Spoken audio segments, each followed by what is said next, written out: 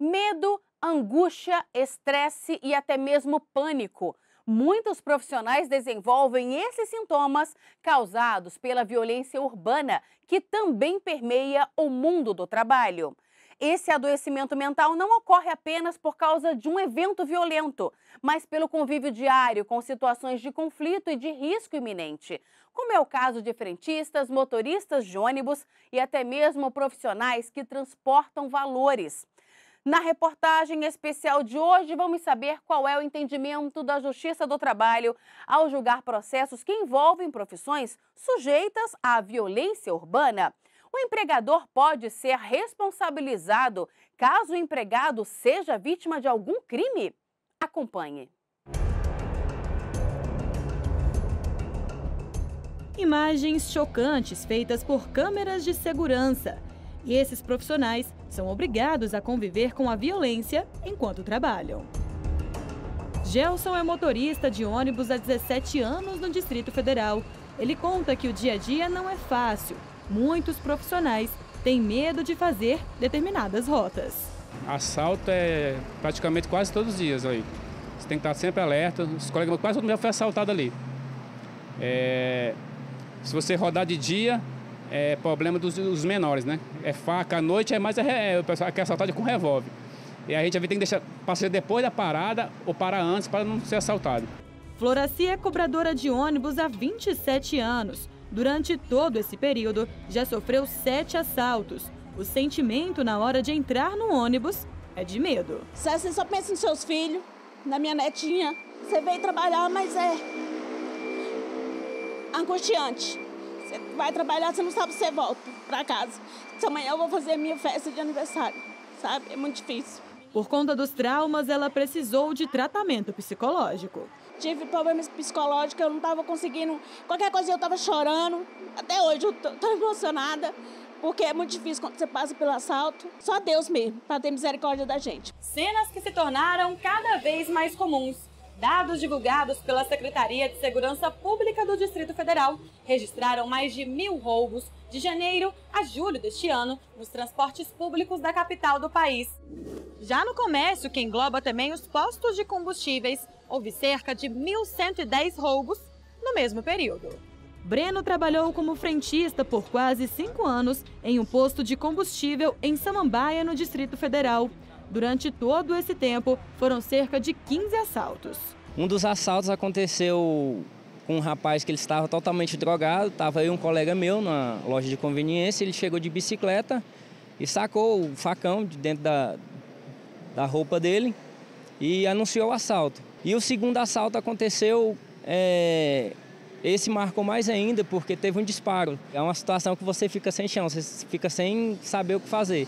Então teve esses dois que mais marcaram. Por causa do medo constante de não poder contar com o apoio da empresa, Breno decidiu mudar de profissão. Hoje ele trabalha por conta própria. A gente era assaltado no mesmo dia. No mesmo dia a empresa nos chamava na sede para entrevistar, esclarecer como foi que aconteceu, entendeu? E ficava essa certa dúvida da empresa, se tinha sido assaltado mesmo ou se a gente tinha forjado o assalto. Apesar de algumas empresas não tomarem medidas para garantir mais proteção aos empregados, outras tentam diminuir os episódios de violência. Donos de postos de combustíveis têm investido em algumas medidas de segurança. Neste posto, em Brasília, foram instaladas câmeras, cofres afastados, que ficam dentro de salas internas em que o dinheiro é depositado pelo lado de fora. Além disso, o proprietário orienta os empregados a aportarem uma quantia menor em dinheiro para dar troco aos clientes. O nosso papel é contribuir, com uma boa relação com nossos colaboradores, não só trazendo a segurança para que eles se sintam seguros no trabalho deles.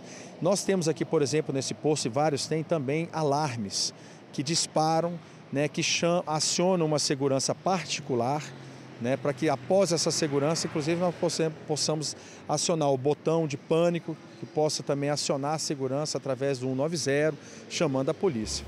Para esta socióloga, a violência urbana em comércios e em transportes públicos, por exemplo, não aparece como um elemento externo à profissão, mas sim das condições de trabalho. Desde que a violência urbana é um elemento das condições de trabalho, afeta profundamente do ponto de vista físico e emocional a estes trabalhadores, sobretudo porque gera um contexto de incerteza, sentimentos, não é certo, de medo das condições de trabalho, de vulnerabilidade, e eu diria até de uma precarização dessas condições, na medida em que a violência, não é certo, aparece como um fato possível, cotidiano, alguma coisa com a qual estes profissionais têm que lidar.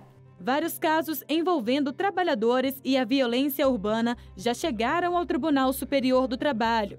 Em um dos processos, a primeira turma condenou um posto de combustível localizado na rodovia Fernão Dias, em Minas Gerais, a pagar indenização por dano moral no valor de R$20 mil a um frentista que foi assaltado durante o serviço.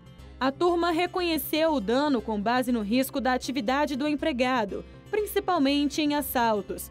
Já em outro caso, julgado pela 5ª turma do TST em 2012, os ministros entenderam que uma empresa de transporte coletivo de Minas Gerais não poderia ser responsabilizada em indenizar o motorista que foi diagnosticado com transtorno psiquiátrico atribuído a assaltos sofridos ao longo da vida profissional.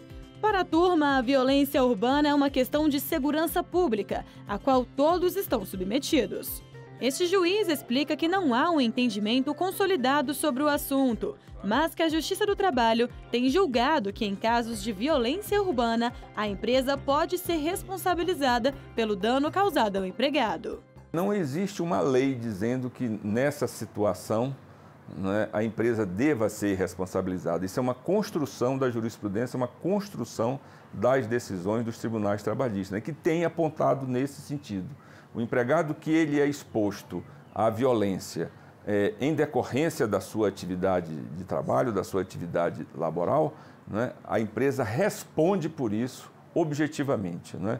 Não se vai atrás de saber se ela tem culpa ou não, até porque temos que reconhecer também o próprio empresário, a própria empresa é também vítima dessa violência. Né?